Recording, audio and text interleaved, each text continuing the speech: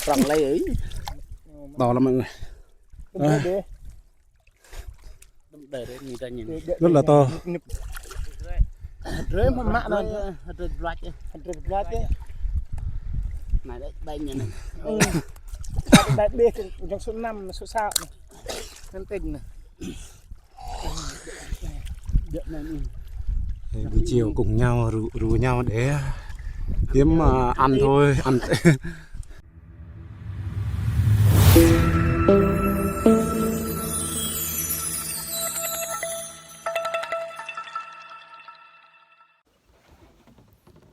Xin chào tất cả các bạn nha, chào mừng các bạn đã quay trở lại với kênh Lưu Sư Vlog nha.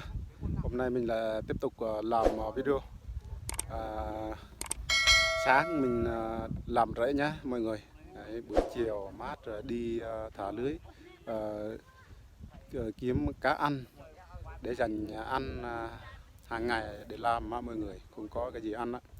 Đấy, bây giờ mình đang ở chòi, đây là chòi anh của mình nhé. Đấy, làm trên cao rất là mát. Đấy, mới nhổ mì xong. Đấy, cày mì để trồng tiếp sang năm nha mọi người. Đấy, mời tất cả mọi người cùng theo dõi video của mình hôm nay nha. Mọi người xem kênh mình, đăng ký kênh ủng hộ nha mọi người, để đón xem video của mình tiếp theo như thế nào nhé. Cảm ơn tất cả mọi người.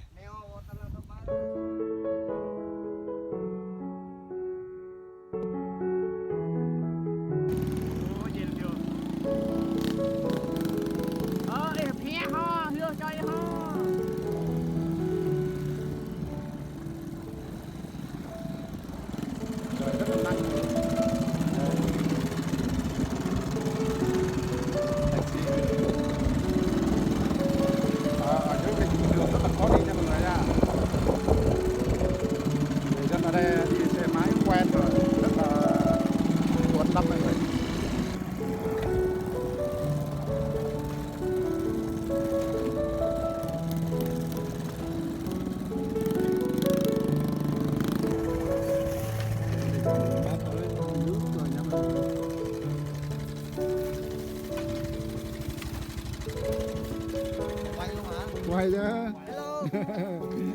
Bây giờ anh em đã tới nước rồi nha mọi người nha.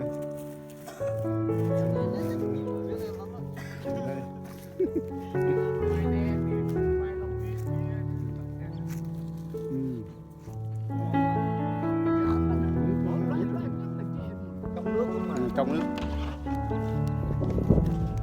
Đây, mọi người, bây giờ anh em mình tới nước rồi nha mọi người. Đây.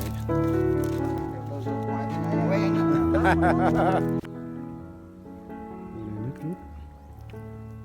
Mọi người ơi, có ốc chai mọi người. Đây, đây mọi người thấy chưa? Đây. Ốc chai. Mùa này có rồi.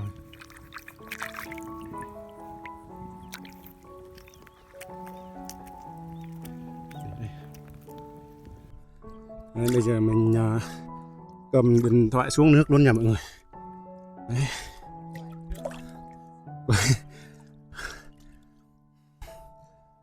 Trời nắng, xuống nước bơi rất là mát mọi người. Anh em đang thả, không biết có cá hay không. Đấy, mọi người xem ở quê mình này, xung quanh toàn là núi. Đấy, bây giờ toàn là núi à. Buổi chiều rồi, quay ngược ánh sáng rất là chói mọi người. Đấy, anh em mình tí đây thả lưới xong rồi đập nước nha mọi người, để cá nó chạy vào lưới của mình á.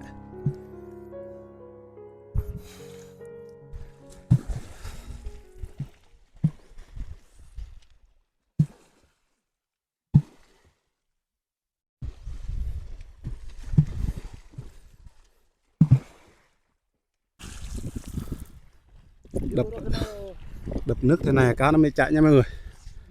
Đây ra vậy hả?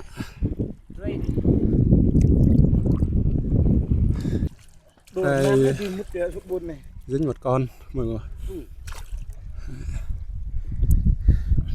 Caro. Ô được đó là đó. Mà nó sẽ đẹp mà. Cái bát tê nó. Hả? Rưỡi mà mạ nó rưỡi loạt chứ. Rực rỡ thế. Này đấy bay nhỉ này.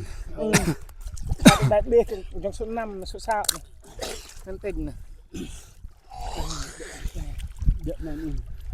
Thì buổi chiều cùng nhau rủ nhau để kiếm ăn thôi, ăn cái chúng tiếp nữa. Hai con đủ.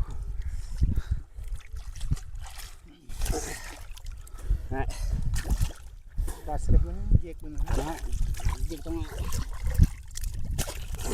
cái đạo nó cùng đi hả? Cùng đi. Có bung hết đó hả? Đi bắt cái kia đi cầm cái bao đi bắt con kia đi. Đậm mà nhút đấy, bên trong đấy. Đó, này mình đứng như nó có chút được mà. Lâu Ta là đậm mình vung hết tay hết này. tao mình bị sân vậy. Mình đi thăm đau rồi. Hai con. Anh em mình Quay năm cái xin đặt mình đi. anh em mình 5 người. 5 con đủ rồi nhỉ? Quay sẽ kể nghe mà sẽ tí. À, Cái con hứa là cái cao hơn. dạ hạt có dạ. Phòng lấy ấy. To lắm mọi người. Đậm đấy. Để người ta nhìn. Rất là to. Nó dùm nó qua Ồ. nó tăng một nún Con này chắc nó biết đó. 1 ký. Chắc 1 ký mọi người. Đấy, cá này gai lắm nha mọi người nha. Mình không biết cách bắt nó là đứt tay đấy. Đấy. Nhìn cái vơi của nó này ở trên này.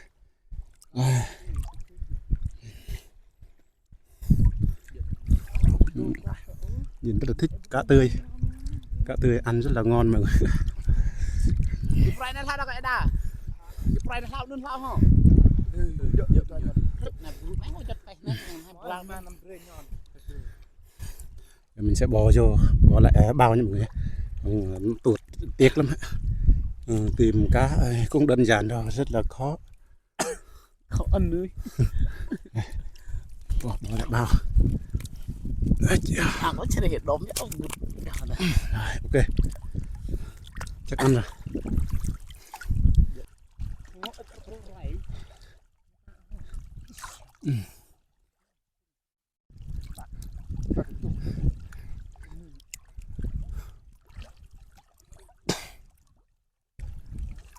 Can này, lên này.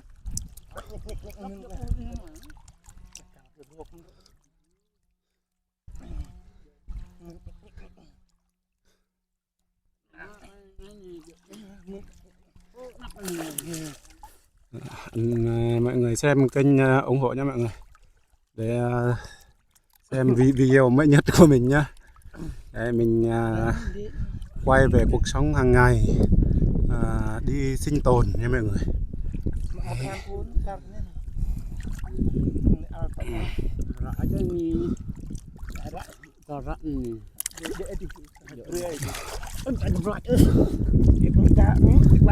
Ba con, 2 con đó là đủ 5 người nhé. Đưa 5 con về thôi. Đủ 5 con là về thôi.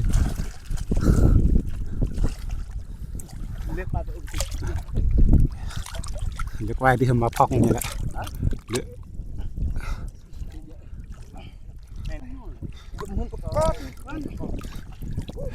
Nhỏ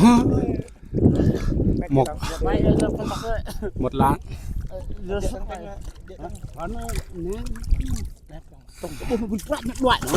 Ô tại ơi, không hết trong.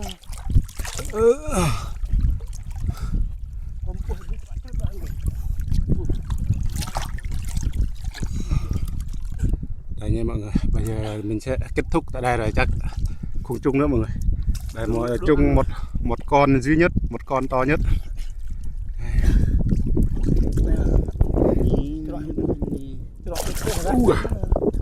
Vậy thế chỗ nào đấy nhá cô không đấy.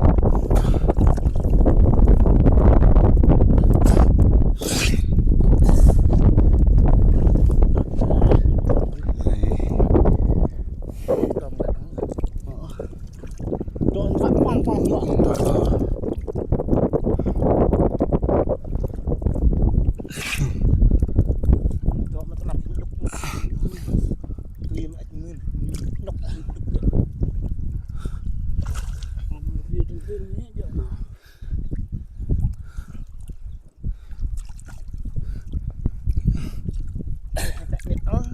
rong rõ có coi chặt chứ nhặt hạt lắm ta hết sẽ đi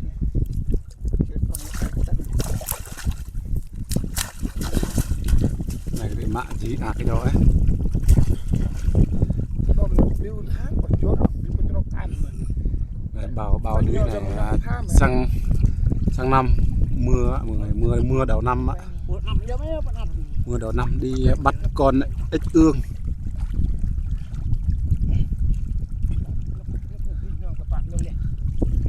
Bắt ếch ương.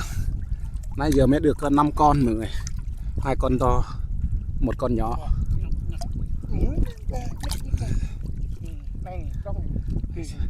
Chung tiếp hả?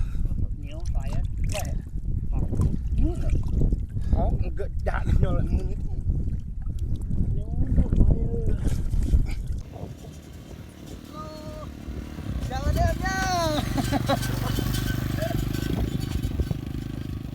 Mọi người bây giờ buổi chiều rồi, anh em mình bắt chắc hơn 5 con, 6 con, 7 con nhé, 7 con đủ anh em chia nhau ăn rồi mọi người. Đấy, bây giờ anh em mình chuẩn bị về nhé. Đấy, mọi người xem video đăng ký ủng hộ kênh nhé mọi người. Đấy, ở đây hồi xưa làng mình ở đây nhé mọi người nhá. Đây lúc mà nhà nước đập nước đây là đây là nhà mộ làng mình hồi xưa. Đấy, hòm vẫn còn nguyên này. Đấy, cái xương cốt thì người ta đào mồi lên đốt hết rồi mọi người nhá. Đây, mình quay gần cho mọi người xem nhá. Đây là mọi người. Đây, người ta đào đốt sạch luôn. Đấy.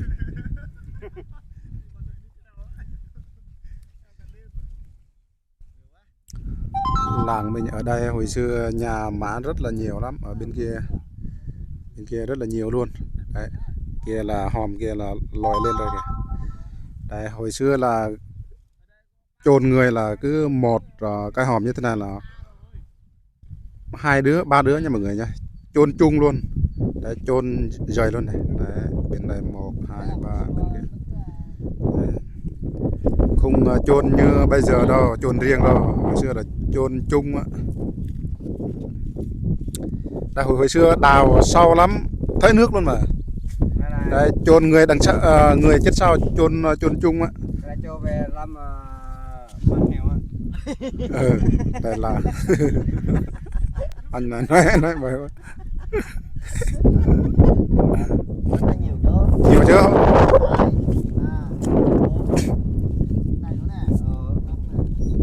Ủa? Đấy. luôn mà. Đấy, hồi xưa dài luôn mà. Hồi xưa dài lắm. 2 3 4 5 nè. Đấy. Nè. Giống đất đó này, cây nè, 6 nè. Cứ một nhà má dài luôn, dài mười mấy mét luôn. Dài 10 mấy mét. Bên đó cũng có nữa nè. Tôm in. Đây 13 cái luôn, 3 cái hòm luôn.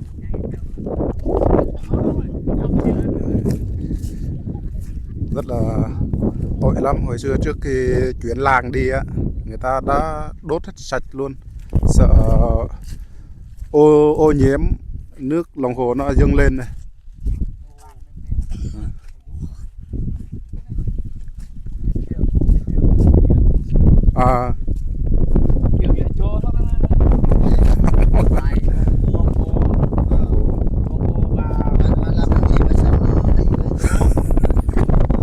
Nó giận lăng.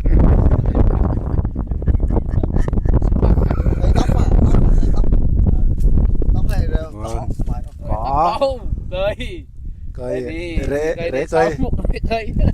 cây mà đào nữa. Hồi xưa lúc người ta đào, người ta đốt không hết á, vẫn còn thấy sọ, đầu sọ.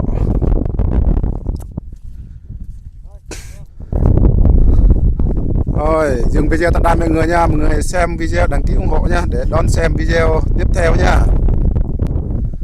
Đấy, bây giờ anh em mình sẽ về nha mọi người. Mọi người xem video ủng hộ nha mọi người nhé, để phát triển kênh mình nha. Kênh mình làm lâu lắm rồi mọi người ạ, không phát triển nổi, nhờ mọi người ủng hộ nhé. Cảm ơn tất cả mọi người. Hẹn gặp lại mọi người video tiếp theo. Đấy, tài xế mình sắp đi rồi.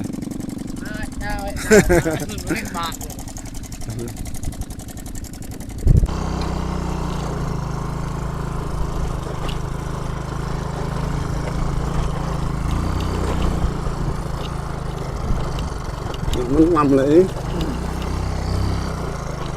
đây.